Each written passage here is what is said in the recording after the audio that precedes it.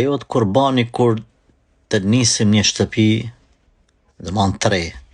Kemi dy lloj kurbanash në këto raste, kurban që ka tradit pagane dhe kurban që ka tradit islame.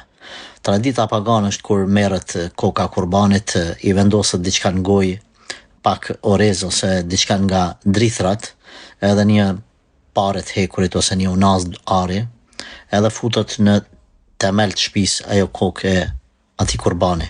Kjo është shirk, është e ndaluar edhe është tradit pagane. Kinse me shku me bereqet. Zakonisht janë therr këto kurbana për e gjenet në ato kohë kur njerëzit s'kan ditë.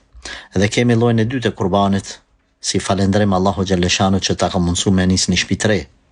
E prej normal që shpritet kurbani, e përgadit pa vendos kokën në temel, edhe han me njerëzit akraba, e me miq, e me shokë, me ata mjeshtre që i ke thirr aty, e han me halal, pa alkool, pa haram, falendrim Zotit, ose e shkep te fukarat, nëse nuk e han aty, ose i thirr fukarat te shtëpia jote.